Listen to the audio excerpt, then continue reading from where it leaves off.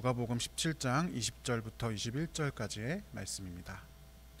신약성경 누가복음 17장 20절부터 21절까지의 말씀 함께 읽겠습니다. 이것은 하나님의 말씀입니다. 바리새인들이 하나님의 나라가 어느 때에 임하나이까 묻거늘 예수께서 대답하여 이르시되 하나님의 나라는 볼 수 있게 임하는 것이 아니요 또 여기 있다 저기 있다고도 못하리니 하나님의 나라는 너희 안에 있느니라. 아멘. 오늘은 하나님의 나라는 이라는 제목으로 하나님의 말씀 함께 나누겠습니다. 여러분 혹시 종말에 대해서 고민해 보신 적이 있습니까? 제가 종말에 대해서 가끔씩 설교를 하는데요. 종말에 대한 이야기를 할 때마다 생각보다 사람들이 종말에 대해서 관심이 없다, 생각이 없다라는 것을 경험하게 됩니다. 사실 제가 청년 때 신앙생활 할 때도 일반 목회자가 아니라 일반 성도로 신앙생활을 할 때도 그러했습니다. 항상 맨 뒤로 뭔가 생각하지 않는 영역으로 남겨두었던 것 같습니다. 제가 아주 어렸을 때만 해도 교회마다 종말이나 휴거 같은 이야기들 많이 들려왔습니다. 그리고 세계 선교의 열을 올리면서 또 저 어렸을 때만 해도 이제 모든 미전도 종족에 이제 복음이 전해지면 이제 하나님 나라가 올 것이다. 이런 이야기도 있었고요. 종말이 코앞에 있는 어떤 세기말적인 감성이 가득한 것이 제가 어렸을 때 또 청년 때 그런 지냈던 신앙 생활이었습니다.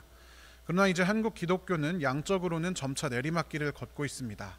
그리고 선교도 점점 그 열기가 사그러들고 있습니다. 마라나타 주님 곧 오시옵소서라고 외치면서 재림을 기대했던 분위기 대신에 요즘의 한국 교회에서는 재림이라는 말이 언급되는 것이 약간 뜸해진 것 같습니다. 왜 이렇게 바뀌었을까요? 무엇이 우리의 관심을 종말에서 돌려놓았을까요? 먼저는 우리의 삶이 너무 팍팍해졌기 때문인 것 같습니다. 현대인들이 삶에서 부딪히는 수많은 어려움, 무한한 생존 경쟁, 그 앞에서 당장 순간 닥쳐오는 일들을 감당하기가 힘들기 때문에 올지 안 올지 정확히 모르는, 우리가 사실 살아있을 때 올지 안 올지 모르는 거잖아요. 종말이라는 게. 그것에 대해서 이야기하기보다는 현실의 일에 우리가 더 관심을 많이 가지기 때문이다. 그리고 사실 가장 큰 이유는 여러 이단들이 창궐하면서 교회가 종말에 대해서 이야기하는 것, 특히 요한계시록에 대해서 다루는 것들을 매우 두려워하고 조심스러워하기 때문입니다. 자라보고 놀란 가슴 소뚜껑 보고 놀란다고 이런 잘못된 종말론을 가진 이단들이 단순히 그냥 이단이라서 문제가 아니라 수많은 피해를 일으키고 교회를 쪼개고 그리고 많은 사람들의 삶을 파탄으로 이끌어 갔기 때문에 그런 것을 잘못 다루는 게, 설있게 다루면 오히려 잘못된다. 또 듣는 성도들도 종말에 대한 이야기를 설교자가 꺼내면 저 사람 혹시 이단 아니야? 라고 하는 그런 의심도 품게 됐었던 것이죠. 그렇다면 우리는 계속 성경이 말하는 종말에 대해서 신경을 쓰지 않고 살아야 하겠습니까? 그러나 여러분, 종말에 대한 두려움은 인간에게 있어서 매우 원초적인 감정에 가깝습니다. 아직 9살밖에 안 된 저희 딸도 죽는 게 무섭다라고 할 정도로 필연적으로 우리는 언젠가 우리의 인생이 맞춰질 것이라는 것을 직감하고 있기 때문에 어떤 형태로든 마지막에 대한 고민을 하지 않을 수가 없습니다. 그렇기 때문에 우리는 누구나 다 종말에 대해서 어느 순간 고민하게 됩니다. 우리가 기독교적인 종말에 대해서 고민해야 하는 이유가 바로 여기에 있습니다. 왜냐하면 기독교는 시작과 끝이 매우 분명하게 계시된 종교이기 때문입니다. 직선적인 세계관을 가지고 있습니다. 태초에 아무것도 없는 곳에서 하나님의 말씀으로 창조가 되었고, 그리고 그 창조의 마침표는 예수의 다시 오심입니다.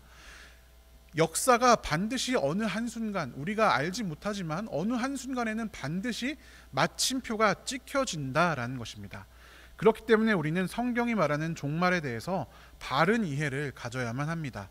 너무 바쁘고 팍팍하기 때문에 관심을 갖지 않는다면 언젠가 찾아올 그 우리가 종말에 대해서 인식하고 고민하게 될 때 이 종말에 대해서 이야기하는 잘못된 사람들에게 주도권을 내어줄 수도 있기 때문입니다.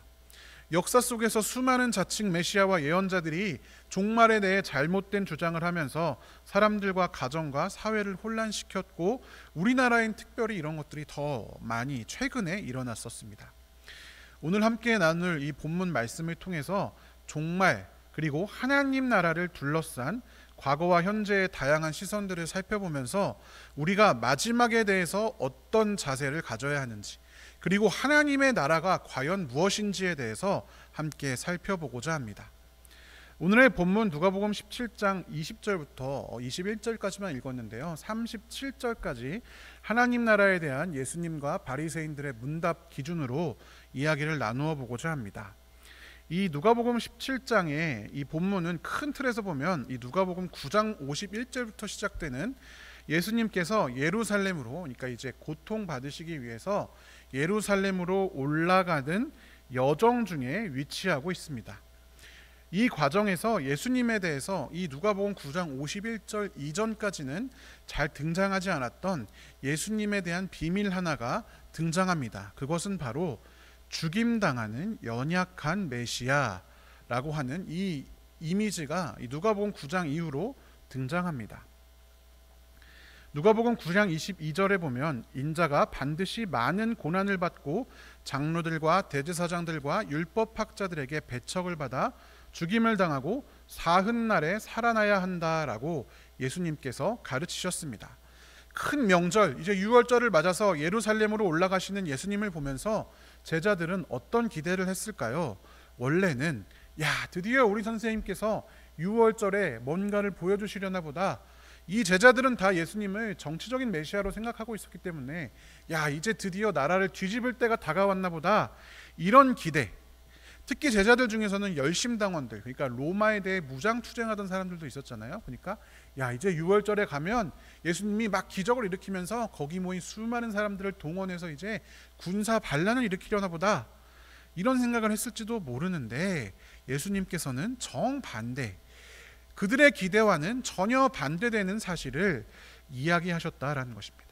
사람들의 기대와 완전히 다른 메시아, 그리고 하나님의 나라, 여러분, 이것이 누가복음을 상징하는 가장 중요한 주제입니다. 누가복음의 오프닝에 해당하는 1장 예수님의 탄생 이야기를 보면 마리아의 노래가 등장을 하는데요, 마리아의 노래에 바로 이런 주제가 잘 나타나 있습니다. 누가복음 1장 45절부터 46절까지 살펴보면요, 40절입니다. 죄송합니다. 이 마리아의 노래가 기록되어 있는데요, 이 예수님의 어머니인 성모 마리아의 노래를 통해서 예수님의 오심과 함께 일어날 중요한 시대적인 전환에 대한 내용이 담겨 있습니다. 그 내용은 무엇이냐? 핵심은 왕들이 왕좌에서 끌어내려진다, 비천한 사람을 높이신다, 줄인 자를 배부르게 하시고 부한 사람을 가난하게 만드신다 라고 하는 메시지가 바로 마리아의 노래의 핵심 메시지입니다. 예수님과 그분이 가져오시는 하나님의 나라는 우리가 생각하는 좋은 것들과는 반대되는 것, 오히려 그것과 반대되는 역전의 이야기가 하나님 나라다라는 것을 이 마리아의 노래에서 보여주고 있습니다. 당시 사람들은 왕좌에 올라가는 것, 배부른 것, 부자가 되는 것을 좋은 것으로 여겼지만 하나님 나라는 그것이 아니다. 오히려 왕좌에서 제왕들은 끌어내려진다. 비천한 사람들은 높아진다. 줄인 사람들은 배부르게 된다. 라는 이야기들을 하나하나 이야기하고 계신다라는 것입니다. 자, 그렇다면 당시의 사람들은 하나님 나라에 대해서 어떻게 생각했을까요? 그리고 오늘날 우리들은 하나님 나라에 대해서 어떻게 생각하고 있을까요? 첫 번째는 나라에 대해서, 장소에 대해서 우리가 오해를 하고, 그때 사람들도 오해를 했습니다. 우리는 나라라고 하면 땅을 가리킵니다. 그래서 하늘나라라고 하면 하늘에 있는 어떤 곳으로 생각하곤 하죠. 그래서 어렸을 때 비행기를 처음 탔을 때 제가 엄마에게 창밖을 보면서 엄마 왜 하늘나라가 없어? 라고 물어봤던 게 기억이 납니다. 장소의 개념으로 어렸을 때 생각했기 때문이죠. 그런데 성경에서, 특별히 히브리어에서 나라라고 할 때는 어떠한 땅을 가리키는 것이 아니라 그 나라의 다스림, 통치의 의미가 강합니다. 하나님 나라라고 하는 것은 하나님이 다스리는 땅, 영토가 아니라 하나님의 가치가 통하는 곳, 하나님의 다스림이 통하는 곳, 그렇게 이해하는 것이 더욱 정확합니다. 뒤에 가서 더 자세히 살펴보겠습니다. 두 번째로 이 하나님의 나라의 속성에 대한 오해입니다. 즉 하나님의 나라를 가지고 오는 왕 예수님이 어떤 분이신가에 대한 오해입니다. 당시의 사람들은 예수님을 앞에 말씀드렸다시피 정치적인 메시아로 생각했습니다. 이스라엘 백성들은 여러분 우리가 잘 알고 있지만 어떻게 됐습니까? 포로로 끌려갔죠. 아수르 왕 때도 조금 끌려가고 바빌로니아 때는 완전히 다 끌려가고 그 다음에 바빌로니아가 멸망하고 그 다음에 페르시아가 세워졌는데 그때까지도 그 이국 땅에 묶여 있었습니다. 그러다가 고레스 왕을 통해서 예루살렘으로 돌아와서 이제야 겨우 나라를 회복했는가 했는데 얼마 안 돼서 다시 이제 헬레니즘 왕국에 다 점령당하고 이때에는 로마라고 하는 대제국의 식민 지배를 받게 되는 상태였습니다. 로마는요 그 전 통치자들보다도 더 악랄하게 유대인들과 그들의 종교를 억압했습니다. 왜냐하면 로마라는 나라는 다신교를 기준으로 관용을 기준으로 세워져 있던 나라이기 때문에 유대인 특유의 일신교 사상, 배척하고 다른 신들은 허용하지 않는 그 문화와 어울리지가 않았습니다. 그래서 로마는 이 자신의 통치 가치를 유대에 주입하기 위해서는 그 땅의 그 신을 다른 로마의 다른 신과 같은 정도로 수준으로 낮춰야 했기 때문에 종교를 매우 억압했던 것입니다. 그러니까 유대인들 사이에는 어떻겠습니까? 더 반발심이 강력하게 생기겠죠. 이 하나님 나라, 우리를 괴롭히는 그리고 하나님의 이름을 욕되게 하는 저 로마가 빨리 망하고 하나님의 나라가 세워졌으면 좋겠다 하는 간절한 그런 기다림이 그들 가운데 있었습니다. 그래서 이 유대인들이 필사적으로 구약의 성경을 막 해석하면서 예수님이 이제 왔다, 구원자가 왔다 이렇게 하면서 여러 가지 파로 나뉘었습니다. 그래서 어떤 사람들은 이제 악의 세력을 피해서 동굴과 광야 가운데 막 나아가기도 하고, 어떤 사람들은 아까 말씀드렸다시피 열심당원들은 무장투쟁을 해서 쟤네들을 쫓아내야 된다, 정의의 전쟁을 해야 된다라고 주장하기도 했습니다. 그런데 오늘 본문에서 예수님과 대화를 하던 바리새파 사람들은 달랐습니다. 바리새파 사람들은요 친로마파가 되었습니다. 우리나라 일제시대에 친일파가 있었던 것처럼 바리새파들은 친로마파였습니다. 그래서 지배자의 눈치를 보면서 자신들의 배를 불리던 사람들이었습니다. 그런데 여러분 오늘 본문의 시작을 다시 한번 생각해 보십시오. 누가복음 17장 20절 상반절에 보면 하나님의 나라가 언제 오느냐라고 묻는 사람들이 바리새파 사람들이라고 되어져 있습니다. 그러니까 바리새파 사람들이 봤을 때 뭔가 저기 유대인들이 막 쫓아다니는 위험인물, 반동인물한테 찾아가서 정말 궁금해서 당신이 혹시 그분입니까? 하나님의 나라가 언제 오나요? 이렇게 물어봤겠습니까? 아니지 않겠습니까? 조롱에 가까웁니다. 하나님의 나라가 당최 언제 온단 말입니까? 이렇게 묻는 것에 가깝습니다. 왜? 질문하는 사람들이 바리새파 사람들이기 때문이죠. 정말 순수한 궁금증이 아니라 반쯤 조롱을 섞어서 예수님을 시험하기 위해 이렇게 질문하였습니다. 그러자 예수님께서 어떻게 대답을 하십니까? 하나님의 나라는 눈에 보이는 모습으로 오지 않는다. 그리고 여기 있다, 저기 있다 하고 말할 수도 없다 라고 대답하셨습니다. 바리새인들 뿐만 아니라 그 이야기를 듣는 사람들이 아마 다 당황했을 줄 모르겠습니다. 아니 다윗의 나라가 이 땅에 세워지는 것이 하나님의 나라인데 왜 눈으로 볼 수 있는 모습으로 오지 못한다는 거지? 저 로마 사람들이 쫓겨나가고 우리가 다 여기를 싹 쓸어야 그래야 하나님의 나라인데 왜 눈으로 보지 못한다는 거지? 그리고 왜 여기 있다 저기 있다고 말할 수 없다는 거지? 사람들의 기대와 상식을 여지없이 무너뜨리는 말입니다. 이어서 예수님은 이렇게까지 말씀하십니다. 보아라, 하나님의 나라는 너희 가운데 있다 라고 말씀하십니다. 하나님의 나라가 이미 너희 가운데 있다는 것은 무엇을 의미할까요?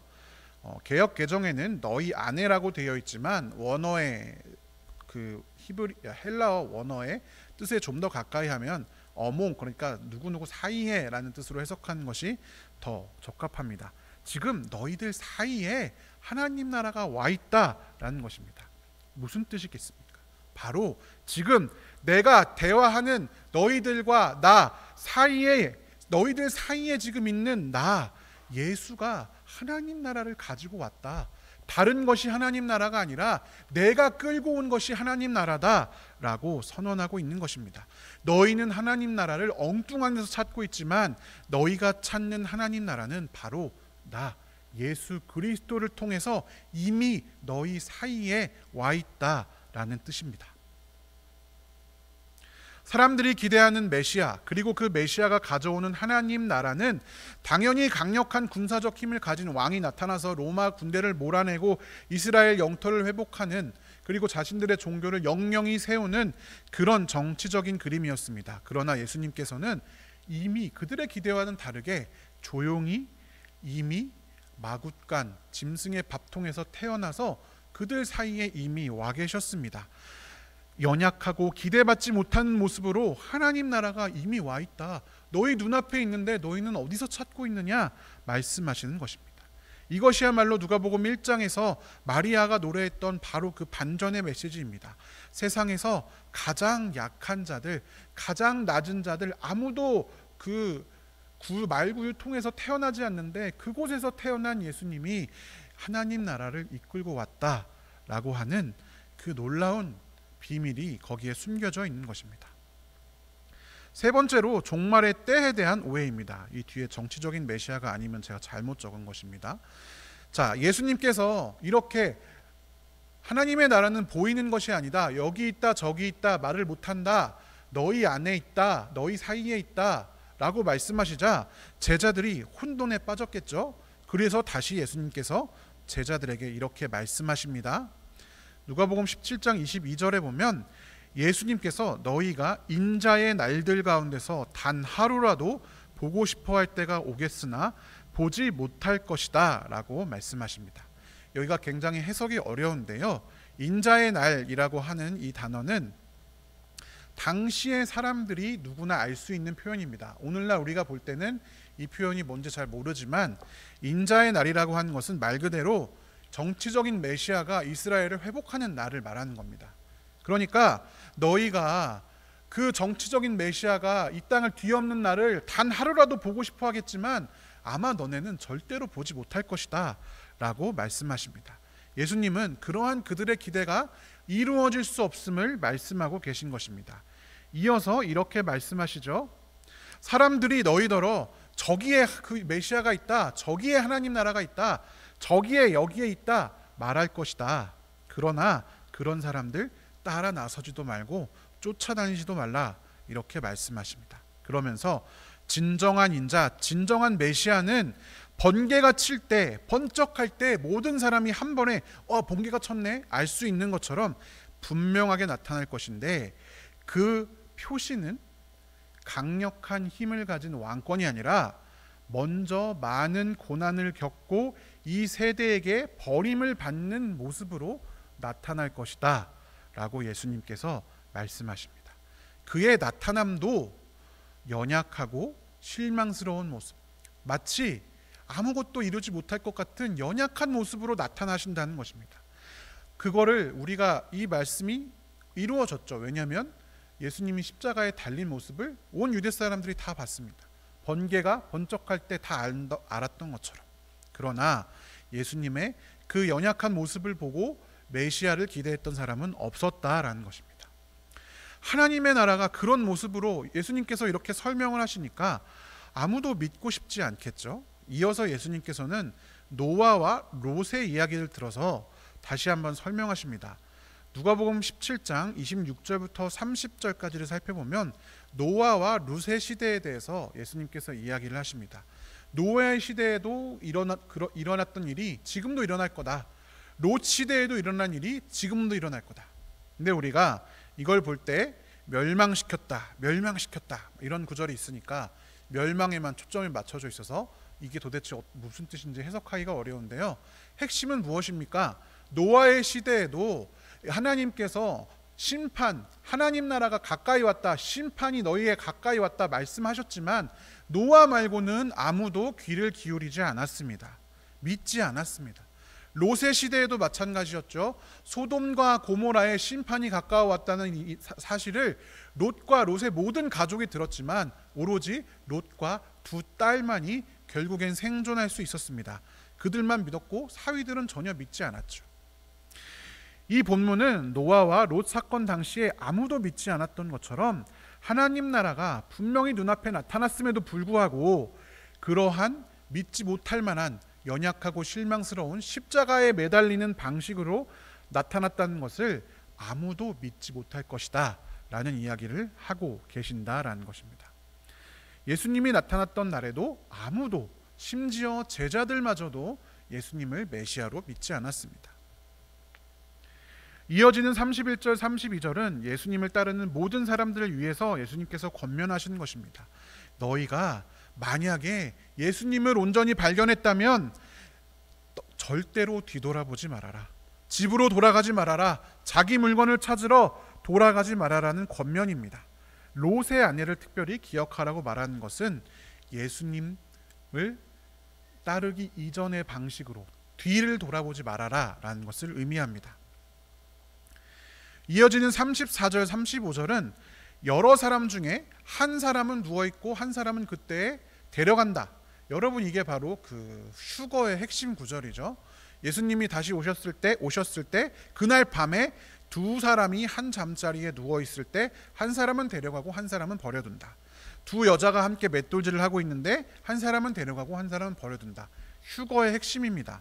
그런데 제가 지금까지 해석한 걸 보시면 알 수 있지만 이것은 예수님이 재림하실 때 일어난 일이 아니라 예수님이 이미 그 당시에 임하셨을 때, 초림하셨을 때의 일을 예수님께서 설명하신 것이죠.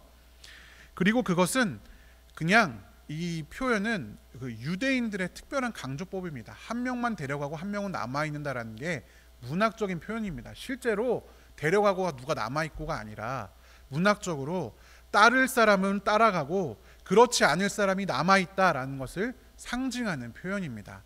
그러니까 예수님께서 왔을 때 예수님을 따라가는 사람도 있고 따라가지 않는 사람도 있을 것이다 라는 이야기입니다. 마지막으로 예수님께서 제자들이 예수님에게 묻습니다. 어디에서 그런 일이 일어나겠습니까? 그러자 예수님께서 주검이 있는 곳에는 또한 독수리들이 모여들 것이다. 전혀 막 생뚱맞은 말을 하시죠. 무슨 뜻일까요? 주검, 가는 곳마다 시체를 쌓는 그 독수리들, 그리고 시체가 있는 곳마다 가는 독수리들은 로마 제국의 상징입니다. 그들의 힘과 폭력의 통치가 수많은 희생자를 만들고 시체를 쌓아놓고 있다는 사실을 고발하면서 그 자리 가운데 하나님 나라가 이루어지고 있다라는 것을 숨겨서 이야기를 하고 계신 것입니다. 사실 여러분, 지금까지 본 내용은요, 해석하기가 어렵습니다. 제가 간단하게 말씀을 드렸지만 아마 이해가 안 되는 부분도 많으실 거예요. 제가 이 부분을 여러분께 조심스럽게 풀어서 설명한 이유는 이 본문에서부터 수많은 종말론이 등장했고 각종 시한부 종말론을 주장하는 이단들이 생겨났기 때문입니다. 그러나 누가복음 17장의 이 본문은 예수님이 재림하셨을 때를 표현하는 것이 아니라 예수님이 이 땅에 오셔서 시작하신 하나님 나라를 묘사하는 본문이다 라는 것을 기억하셔야 합니다. 성경은 종말이 미래에 다가올 어느 한 시점의 사건이 아니라 예수님으로부터 시작된 하나님 나라, 하나님의 통치라고 분명하게 말하고 있습니다. 예수님은 복음서 전반에서 하나님의 나라라는 표현을 매우 자주 사용하십니다. 우리가 주기도문 할 때도 나라가 임하옵시며 하잖아요. 그것도 하나님의 나라입니다. 하나님의 나라를 마태복음에서는 하늘나라로 표현하고 그것을 우리가 천국으로 번역했습니다. 마태복음은 유대인 공동체를 위해서 썼기 때문에 원래 하나님 나라라고 해야 되는데 유대인들은 하나님의 이름을 입에 올리는 것을 두려워했기 때문에 하늘이라는 말로 바꿔서 썼어요. 그래서 마태복음엔 하늘나라라고 돼 있고 마가, 누가, 요한복음엔 다 하나님 나라라고 기록이 되어져 있습니다. 그런데 이 나라는 우리가 흔히 생각하는 대로 죽어서 가는 곳 사후 세계만을 가리키는 것이 아닙니다. 아까도 예수님께서 하나님 나라는 너희 안에 있느니라 라고 했을 때 예수님 자신이 하나님 나라를 이끌고 왔다라는 것을 표현했다라고 말씀드렸잖아요. 성경의 원어로 나라라는 것은 장소가 아니라 다스림을 말하기 때문에 하나님 나라, 하늘나라라고 하는 것은 죽어서 가는 우리가 완성될 하나님 나라, 그것이 전부가 아니라 하나님이 다스리는 영역, 그것을 하나님의 나라라고 합니다. 우리는 천국을 보통 죽어서 가는 사후 세계 장소라고 생각합니다. 그렇기 때문에 천국을 어떻게 생각하냐면 이 땅에서 못 누리는 무언가가 채워지는, 그러니까 현실의 욕망이 충족되는 곳으로 착각하기도 합니다. 이슬람 근본주의자들은 그래서 천국을 어떻게 생각합니까? 왜 그 사람들이 그 자살 테러를 해요? 자살 테러하면, 자살 테러에서 죽으면 자기를 위한 부인이 막 몇 명씩 있고, 그러니까 이 땅에서 누리지 못하는 돈과 부인과 이런 걸 누리기 위해서 자살 테러 한다고 하지 않습니까? 이슬람 근본주의자들이 말하는 천국은 생전에 이 땅에서 누리지 못하는 쾌락을 채워주는 곳으로 묘사됩니다. 그리고 우리도 때로는 천국을 이 땅에서 세운 공적에 따라서 누군가는 뭐 금모자를 쓰고, 누구는 은모자를 쓰고, 누구는 뭐 털모자를 쓰고, 뭐 그런 식으로 생각을 하죠. 아니면 천국에서 살 집이 누군가는 엄청 크고, 누군가는 막 초가집이고, 이렇게 생각을 합니다. 우리는 우리의 결핍을 통해서 자꾸만 천국을 바라본다라는 것입니다. 그렇다면 성경이 말하는 진짜 천국, 하나님 나라는 어떤 나라겠습니까? 계속 말씀드리지만 장소가 아니라고 말씀드렸죠. 천국은 사후 세계를 의미하는 것이 전부가 아니다라고 말씀드렸습니다. 그러면 하나님 나라는 어떤 나라일까요? 당시에 실제로 이스라엘을 다스렸던 로마의 통치를 생각해 보면 알 수가 있습니다. 1906년에 소아시아 피리에네라는 지역에서 헬라어 비문이 발견됐는데요. 그러니까 예수님이 탄생하기 전에 기원전 9년에 쓰여진 비문이 있습니다. 거기에 보면 로마 황제를 신으로 숭배할 것을 촉구하기 위해서 이제 기록한 비문의 내용에 보면 그 당시의 카이사르, 그러니까 로마의 황제 아우구스투스를 가리켜서 신이 이 세상에 보낸 구세주다. 그리고 그의 생일을 가리켜서 이 세상을 위한 복음의 시작이다. 이렇게 묘사합니다. 그러니까 여기 피리엔의 비문에 모든 이들이 기대하는 복음을 드러나게 하시고 그로 인해 온 세상에 복음이 시작되었다라고 써져 있는 이 비문이 누구를 가리키는 거냐면 바로 아우구스투스를 가리키는 표현이다라는 것입니다. 그러니까 아우구스투스가 그 로마 제국의 팍스 로마나 평화를 가져왔잖아요. 전쟁을 종식시키고 질서를 확립했기 때문에 그것이 복음이다라고 세상 사람들은 여겼습니다. 그래서 그 로마의 통치가 오는 것을 복음이라고 로마 사람들은 그렇게 여겼습니다. 그러니까 유대는 로마의 그 지배를 받고 있었으니까 이러한 그 표현이 당연히 유대에게도 전달됐겠죠. 그래서 당시 사람들은 유대인이든 로마인이든 다 복음이라는 단어를 다 알고 있었습니다. 믿지 않아도요. 왜? 로마 황제를 가리키는 단어가 복음이었기 때문입니다. 평화의 왕, 세상의 구원자, 신의 아들, 우리는 다 예수님이라고 생각하지만 당시에는 다 아우구스투스를 그렇게 생각했습니다. 그래서 당시 사람들에게 복음이 뭐냐 물으면 다 아우구스투스의 탄생 이렇게 이야기했습니다. 창과 칼과 폭력으로 로마 제국의 안정과 평화를 가져온 황제의 탄생이 복음이다라고 사람들이 여겼다라는 것이죠. 그러나 이 복음은 로마 제국의 시민들에게는 복음이지만 피지배인들에게는, 로마의 정복 땅에서 세금을 내고 착취당하는 사람들에게는, 그 로마 밑바닥을 지탱하는 노예들에게는 전혀 기쁜 소식이 아니었습니다. 그들에게는 복음이라는 말이 저주로 들렸을 것입니다. 이러한 상황에서 예수님은 세상 사람들이 알고 있었던 복음, 칼과 창과 폭력으로 성공을 이루는 그 복음과는 완전히 반대되는 복음을 들고 오셨습니다. 누가복음은 당시 사람들이 생각하는 복음의 의미를 완전히 뒤집어서 설명합니다. 마리아의 노래에서부터 힘 있는 자가 힘을 잃게 될 것이다. 거기서부터, 그리고 누가복음에서 4장에서 예수님이 이 땅에 오셔서 가장 먼저 하실 말씀, 주님의 영이 내게 내리셨다. 주님께서 내게 기름을 부으셔서 가난한 사람에게 기쁜 소식을 전하게 하셨다. 나를 보내셔서 포로된 사람들에게 해방을 선포하셨다. 눈먼 사람들에게 눈뜸을 선포하셨다. 억눌린 사람들을 풀어주셨다. 주의 은혜의 해를 선포하게 하셨다 라고 하는 이 선언, 이것을 들고 예수님께서는 이 땅에 오셨습니다. 로마의 복음이 뒤집어지는 정반대의 복음을 가지고 오셨던 것입니다. 그래서 마가복음 1장 1절에서 예수 그리스도의 복음의 시작, 아우구스투스의 복음과 다른 예수 그리스도의 복음은 이렇게 시작된다로 시작하고 있는 것입니다. 우리가 흔히 믿는 사람은 뭔가 달라야 한다는 것은 이런 뜻입니다. 예수님을 믿으면서도 세상의 가치와 똑같은 방식으로 폭력과 칼과 창으로 평화를 이루어가는 그런 가치관으로 살 수가 없습니다. 왜냐하면 예수님의 복음은 그것이 아니기 때문입니다. 어쩔 수 없는 상황이나 위력을 가지고 갑질하거나 부정청탁을 하거나 가짜뉴스를 만들어서 이웃 사람들에게 거짓 증거하거나 법의 허점을 이용해서 법의 조문만 가지고 따져서 이웃들을 괴롭히거나 할 수 없습니다. 왜냐하면 예수님을 믿는 사람들은 세상의 방식, 로마의 방식, 폭력의 방식이 아니라 예수님의 방식, 사랑의 방식, 세상을 뒤엎는 방식으로 살아가야 하기 때문입니다. 그것이 바로 우리 안에 임한 새롭게 시작된 하나님 나라의 본질입니다. 천국, 다시 말해서 하나님의 나라, 하나님의 통치는 우리가 죽어서 가는 곳이 아니라 이러한 예수님의 가치관이 실현되는 사람들을 통해서 이루어져 가는 하나님의 다스림입니다. 이 땅에서 이루어지는 것입니다. 이것은 어떤 이단처럼 지상의 천국이 이루어질 것이다 라는 것을 말한 것이 아닙니다. 우리 가운데 오신 예수님, 그리고 그 예수님과 함께 다스리시는 하나님이 다스리시는 새로운 세상이 우리 가운데 시작되었습니다. 죄로 인해서 세상에 들어온 죽음의 권세, 힘의 다스림, 로마의 다스림은 예수님의 탄생과 예수님의 십자가와 예수님의 부활로 인해서 이미 끝장이 나버렸습니다. 하나님께서 오래전에 약속하셨던 이 그분의 선하신 다스림이 이루어지는 세계가 시작된 것입니다.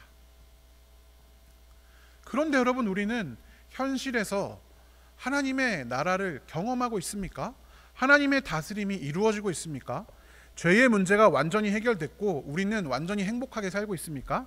그러나 누가복음이 쓰일 당시에도 로마는 여전히가 아니라 강대국의 초입이었죠. 지금 우리도 여전히 죄를 짓습니다. 사회적이고 국가적이고 세계적으로 여러 가지 갈등과 문제, 전쟁이 끊이지가 않습니다.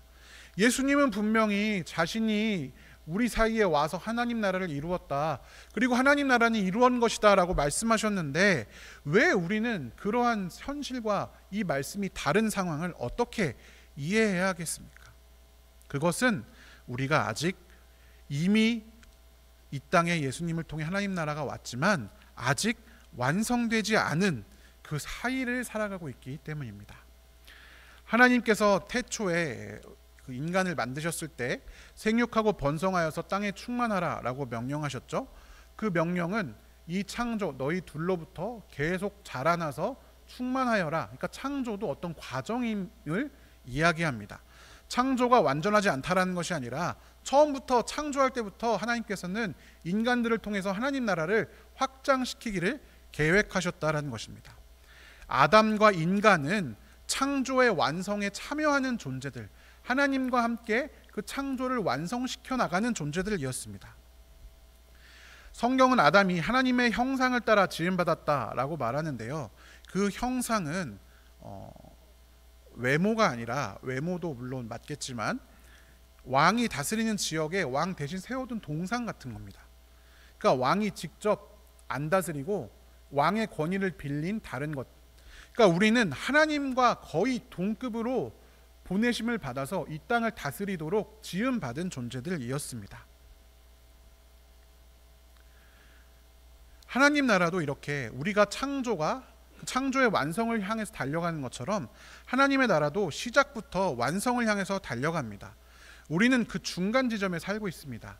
이미 왔음에도, 그리고 그런 일들이 조금씩 이루어지고 우리가 성령 충만하는 사건들을 통해서 조금씩 하나님 나라를 경험하지만, 그럼에도 아직 완전하게 우리가 누릴 수 없는 것은 악의 세력이 아직 완전히 멈추지 않고 저항하고 있기 때문입니다.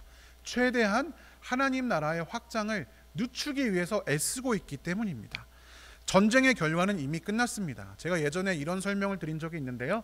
6.25 전쟁이 끝났을 때 휴전협정은 했지만 그 이후 3일 동안 그 전쟁 그 소식이 전선에 전파될 때까지 국지적인 전투를 계속 벌이고 있었잖아요. 지금 딱 그걸 이야기하는 겁니다. 종전 협정은 이제 협정 딱 사인해서 끝났지만 전선들에서의 전투가 이어지고 있는 겁니다. 아직 전달되지 않아서. 그러나 결국엔 언젠가는 이미 게임이 끝났기 때문에 그 저항도 끝날 수밖에 없습니다. 성경은 바로 이것을 종말이라고 말합니다. 종말은 우리가 생각하는 것처럼 미래의 어느 한 시점이 아니라 십자가와 부활로 인해서 죄가 심판받은, 그래서 하나님과 인간 사이를 가로막았던 그 성전의 장막이 갈리고 찢어지는 그 시점, 그러니까 예수님께서 이 땅에 오셔서 하나님과 인간의 관계를 회복시키기 시작한 그 시점부터 바로 종말이 시작됩니다. 그리고 이 종말의 시대를 살아가는 우리들은 하나님의 다스림, 하나님을 따라 이제 하나님 곁으로 마음대로 갈 수 있게 되었으니까 하나님의 다스림에 동참해야 될 의무가 있습니다. 하나님 편에 서서 악의 세력을 몰아내고 하나님의 다스림을 세상 가운데 퍼뜨려야 합니다. 곳곳에 아직 남아있는 하나님의 다스림을 거부하는 악의 잔재들에 대항하여서 싸워야 합니다. 그래서 성경은 우리의 싸움을 혈과 육이 아니라 어두움의 세상 주관자들에 대한 싸움이다 라고 에베소서 6장 12절에서 말하고 있습니다. 통치자들과 권세자들과 어두운 세계의 지배자들. 죄로 인해 파괴된 것은 개인의 도덕이 아니라 이 세상이 돌아가는 전체 시스템이 파괴된 것을 의미합니다. 여러분, 우리들의 일그러진 영웅을 보시면, 그 소설을 보시면 의도하지 않았지만 사람들이 엄석대의 죄에 참여하게 되잖아요.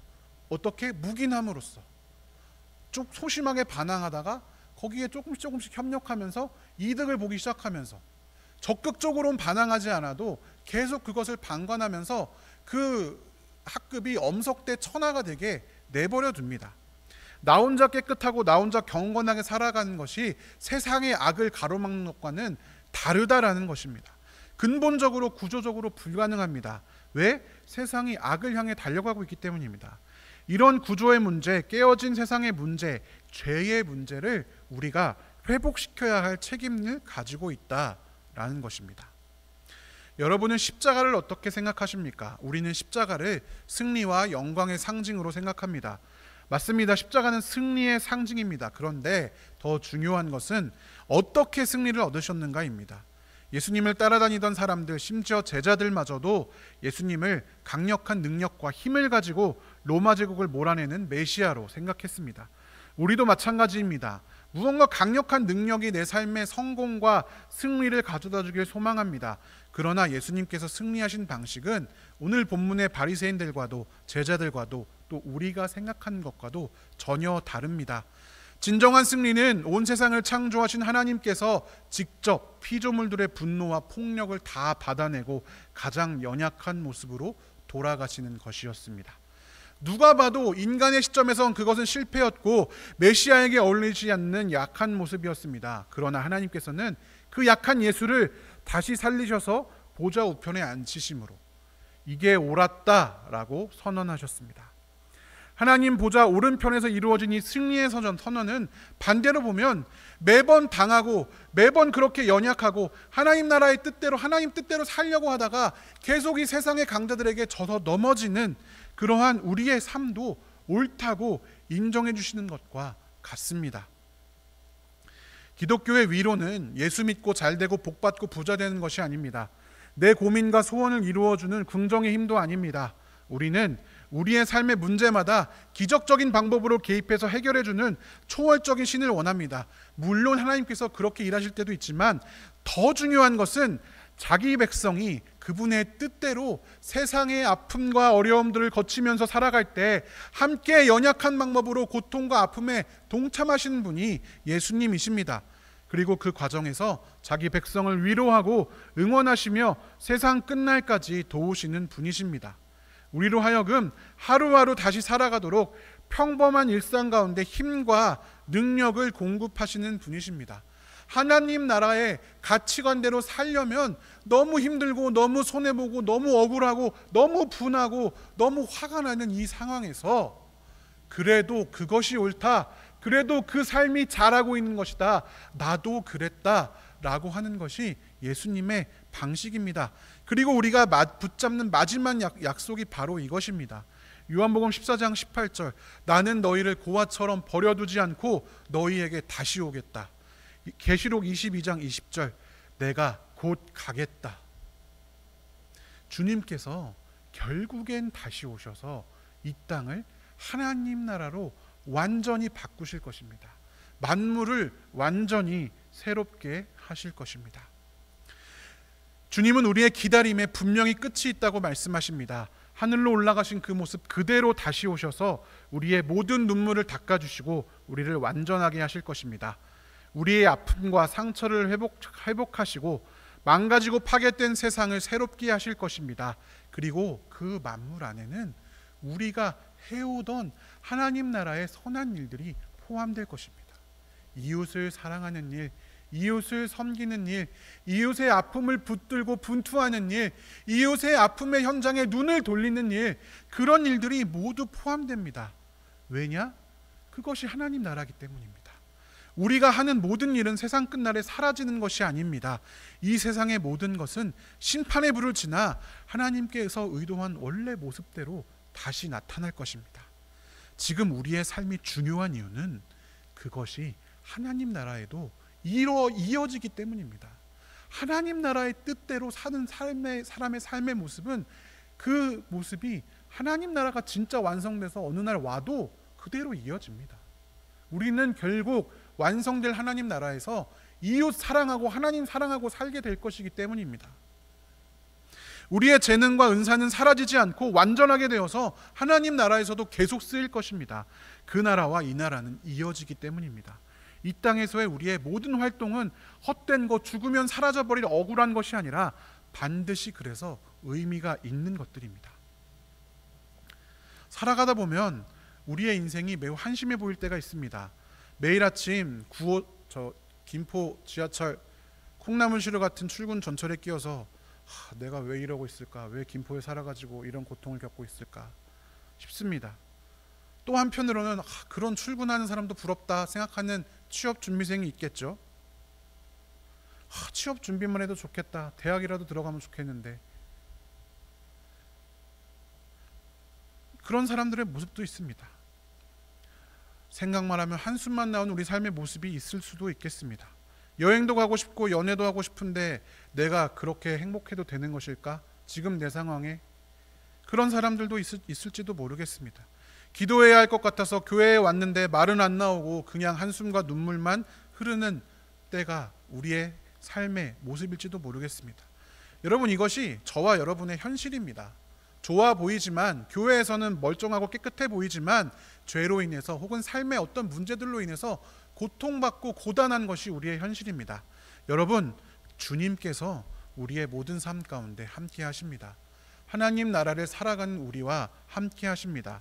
함께 아파하시고 함께 오시며 우리 삶에 동행하고 계십니다. 그리고 우리가 교회로 부름받았기 때문에 그 같은 고통과 고민을 함께 나누면서 이 땅에 하나님 나라를 세워갈 동료로 부름받았습니다. 세상은 우리의 삶은 실패다, 너네 그렇게 사는 거 호구다, 너네 그렇게 사는 거 이상한 거다 라고 말하지만 세상에 실패했다 말한 그 예수를 죽음에서 들어올려 옳다고 선언하신 하나님께서 우리의 답없는 삶을 지지하고 계신다는 사실을 기억하시기 바랍니다. 끝까지 사랑하시고 끝까지 인내하시고 끝까지 용서하십시오. 우리는 예수를 믿어서 그 부활에 함께하고 있습니다. 그분의 성령께서 우리 안에 매일같이 새로운 힘을 공급하십니다. 사실 저도 매일 용서하고 매일 하나님 나라를 이루는 삶이 너무나 힘듭니다. 스트레스가 있죠. 그렇지만 그럼에도 불구하고 하나님 말씀 앞에 설 때에 어떡하지 싶습니다. 왜 나한테 이렇게 하실까? 이 말씀을 왜 주셨을까 싶습니다. 여러분, 그럼에도 불구하고 지금까지 그래왔던 것처럼 신실하게 하루하루 잘 버텨내십시오. 그리고 세상의 악과 싸우십시오. 그것을 묵인하지 마시고 세상의 악한 것들과 싸우시는 여러분 되시길 원합니다. 하나님을 의지하는 연약한 사람다움으로 그분께 영광 돌리시기를 주님의 이름으로 축복합니다. 함께 기도하겠습니다. 사랑의 하나님, 예수의 십자가의 은혜로 우리에게 하나님 나라를 허락하여 주시니 참으로 감사합니다. 우리와 늘 동행하시고 답 없는 세상을 지나가는 우리와 함께 하시니 참으로 감사합니다. 하나님, 생각하면 억울하고 생각하면 분하고 생각하면 가슴 아프고 생각하면 힘들고 슬픈 일들이 우리에게 너무나 많이 있지만 예수님께서 그러한 일들을 다 겪으신 예수님께서 우리와 함께 하시며 이 하나님 나라가 완성될 때까지 우리와 동행하신다는 사실을 기억하며 오늘도 내일도 신실하게 하나님 나라를 살아갈 수 있도록 인도하여 주시옵소서. 이 시간 함께 가지고 나온 모든 기도들 주님께서 연락하여 주시옵소서. 감사드리며 살아계신 예수님의 이름으로 기도드립니다.